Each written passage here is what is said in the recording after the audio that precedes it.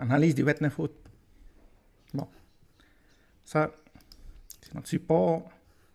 Ensuite, on descend en 1 heure. Là, on peut voir l'ordre de bloc. Donc, c'est les deux niveaux à surveiller en ce moment par rapport à Bitcoin. Maintenant, l'avantage qu'on a aujourd'hui, c'est que hier, on parlait de la cassure de ce niveau-là, qui était important. Voilà. Ça, le marché a fait ce matin. Ensuite, on a retracé le mouvement. On disait hier, tant qu'on reste au-dessus de ce niveau-là, il y a toujours des probabilités de tendance haussière. En plus, on a laissé un gap sur cette bougie impulsive. Voilà. Donc, il y a des probabilités qu'aujourd'hui, on comble le gap. Aujourd'hui ou demain. Qu'on vienne tester l'ordre de bloc et soit on casse à la hausse, soit on casse à la baisse. Mais ce qui est intéressant, c'est que on a fait notre point haut. Si jamais ça c'est notre point bas, il y a de fortes probabilités qu'à la cassure de ce niveau-là, il y a de fortes probabilités qu'on démarre une tendance haussière. Voilà. Si vous voulez des confirmations à moyen terme, à court et moyen terme, ceux qui sont en swing trading, c'est ce niveau-là. Par exemple, se positionner à la cassure de ce niveau-là, l'invalidation sous la mèche qu'elle a ici, après la target 68 000, je crois que c'est 68 180. Donc, si jamais on casse ce niveau-là, il y a des probabilités de tendance haussière à court terme et moyen terme. Bien sûr, la confirmation de la tendance haussière, ça reste au-dessus des 68 200, 68 300. Il faut vraiment que le marché casse ce niveau-là pour confirmer une tendance haussière. Tant qu'on n'a pas cassé ce niveau-là, c'est que des positions à court et moyen terme, c'est-à-dire les day traders et les scalpers. Mais bon, l'avantage qu'on a, c'est que le marché a tendance à baisser les bras, surtout après avoir vu cette baisse. Maintenant, je vois sur Twitter que les gens pensent qu'on va commencer une tendance baissière. Et c'est là que ça devient intéressant. Quand tout le monde pense aller à la baisse, en général, c'est là qu'il faut aller à la hausse. Maintenant, c'est juste une question de timing.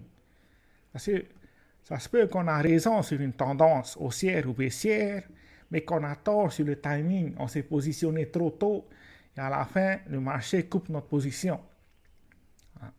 Donc, il faut vraiment des confirmations. La première confirmation qu'on a eue, c'est ça, le higher high. La deuxième confirmation qu'on aurait, c'est un higher low au-dessus de ce niveau-là. La troisième confirmation, c'est la cassure et la clôture de la bougie au-dessus de notre BOS. Voilà.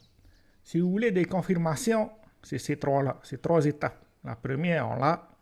La deuxième, c'est le higher low. La troisième, c'est la cassure avec la clôture de la bougie au-dessus de cette ligne. À partir de ce moment-là, ça pourrait être intéressant. Voilà. Mais bon, il faut vraiment que le marché confirme.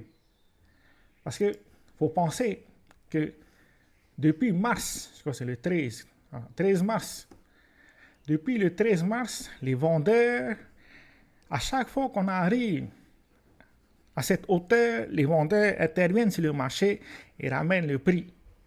Arrivé à un moment, il n'y aurait plus de vendeurs sur le marché. Qu'est-ce qui va se passer? C'est des bougies impulsives à la hausse. C'est des bougies impulsives, ça veut dire, ça ne m'étonnerait pas que si jamais on arrive à casser ce niveau-là, on ait des bougies impulsives. On corrige, bougie impulsive, on corrige, bougie impulsive. Ça ne donnera pas le temps à ceux qui n'ont pas réussi à se positionner d'entrer sur le marché. Ceux qui n'ont pas réussi à se positionner au bon moment. C'est pour ça que tout est une question de timing. Même si vous avez raison, mais si votre timing est faux, Mais vous avez quand même tort. Voilà. Après, bon, bien sûr, les altcoins, il ne faut pas toucher, que ce soit Ethereum et Solana, même les autres. Au moins, c'est à partir d'octobre que ça commence à devenir intéressant. Après, ce qui est intéressant par rapport à la bourse, c'est que même s'il est proche de sa résistance, il n'arrive pas à casser. Donc, il faut s'attendre à ce qu'on corrige la semaine prochaine. Surtout en considérant le gap qu'on a laissé là ici. Et puis celui qui est là. Pareil pour le Nasdaq. Il y a des gaps que le marché n'a toujours pas comblés. Donc, il vaut mieux être patient. Après, bien sûr, la cassure de ce niveau-là peut entraîner une tendance haussière à court et moyen terme. Peut-être ceux qui sont en swing trade, dans une période d'une semaine, pourront prendre des positions si jamais il y a de la demande sur le marché. C'est-à-dire, si on arrive à consolider dans cette zone avant de commencer une tendance haussière. Donc, ça pourrait être intéressant de se passer du côté droit du V. Ça, c'est le côté gauche, ça, c'est le côté droit. Surtout pas se placer du côté gauche du V, parce que c'est en tendance baissière. Tu veux attendre le côté droit du V, c'est-à-dire le début d'une tendance haussière pour pouvoir se placer, ce qui sera l'achat. C'est tout ce qu'on a pour aujourd'hui. Ciao, ciao.